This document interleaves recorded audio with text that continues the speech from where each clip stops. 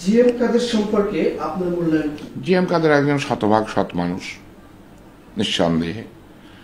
তিনি যেহেতু আমি জাতীয় পার্টি করি, আমার সাথে যোগাযোগ আছে, তিনি প্রাণান্তকর চেষ্টা করেছিলেন যে 24 সালের নির্বাচন না করার। কিন্তু ভারতীয় গোয়েন্দা সংস্থা র এবং আমাদের গোয়েন্দা সংস্থা যৌথভাবে এই জাতীয় পার্টিকে বিভক্ত করে, বেগম রওশনের সাথে একটা ভাগে বিভক্ত করে।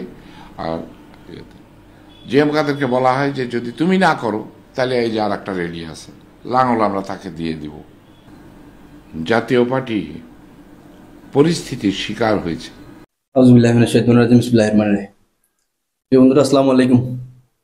কাছের এবং দূরের যেখান থেকে আমার এই ভিডিওটি দেখছেন, সকলকে আমি চট্টগ্রাম দক্ষিণ জেলা জাতীয় যুব সমিতির পক্ষ থেকে আন্তরিক শুভেচ্ছা ও অভিনন্দন জানাই। আসলে সবাই বলেন 2024 নির্বাচনে জাতীয় পার্টি অংশগ্রহণ করেছে, কি কারণে করেছে সে বিষয়টা কিন্তু সবাই বলেন না।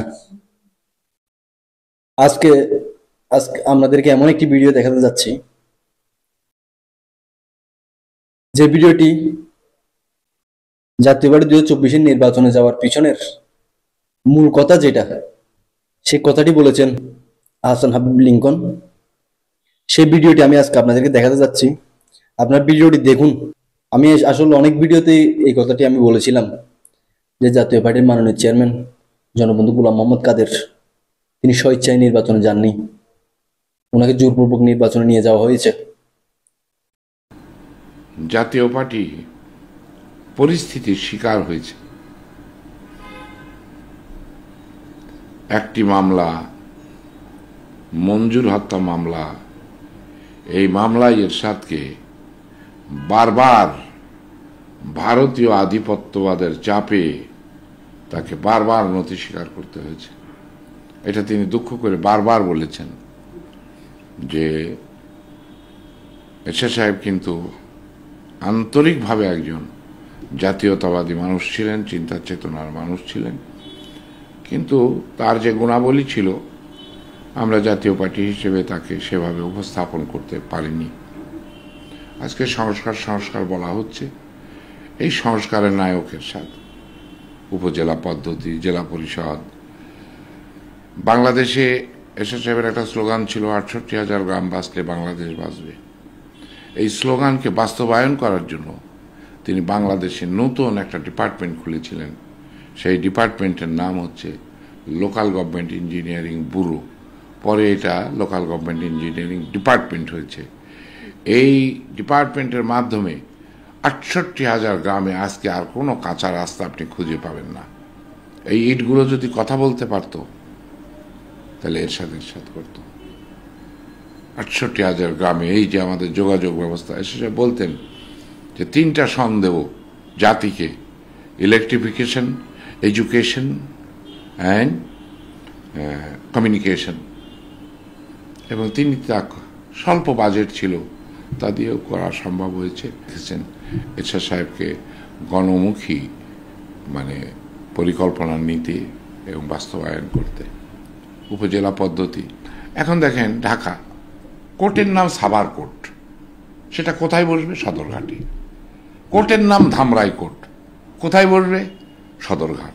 কোর্টের নাম নবাবগঞ্জ কোর্ট, কোথায় বসবে? ঢাকায়। কেন? ধামরাই কোর্ট ধামরাই বসতে অসুবিধা কোথায়?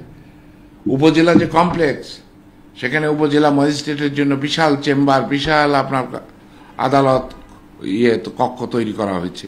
সেটা যদি সেখানে থাকতো, জনগণ উপকৃত হতো এবং ওই উপজেলাকে কেন্দ্র করে উপজেলা কমপ্লেক্সের আশেপাশে একটা মার্কেট তৈরি হয়ে যেত, ব্যাপক মানুষের কর্মসংস্থান হতো। কিন্তু আজকে উপজেলা পদ্ধতি নাম কেউ আসতে দেওয়া হয়েছে, নাম হচ্ছে উপজেলা পরিষদ, কিন্তু এটা উপজেলা পরিষদ না, লেখা হয় উপজেলা প্রশাসন। জিএম কাদের সম্পর্কে আপনার মূল্যায়ন কি? জিএম কাদের একজন শতভাগ সৎ মানুষ, নিঃসন্দেহে। তিনি যেহেতু আমি জাতীয় পার্টি করি, আমার সাথে যোগাযোগ আছে, তিনি প্রাণান্তকর চেষ্টা করেছিলেন যে 24 সালের নির্বাচন না করার।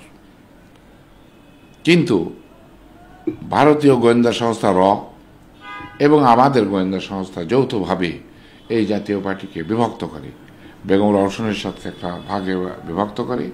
আর জিএম কাদেরকে বলা হয় যে যদি তুমি না করো তাহলে এই যে আর একটা রেডি আছে, লাঙল আমরা তাকে দিয়ে দিব।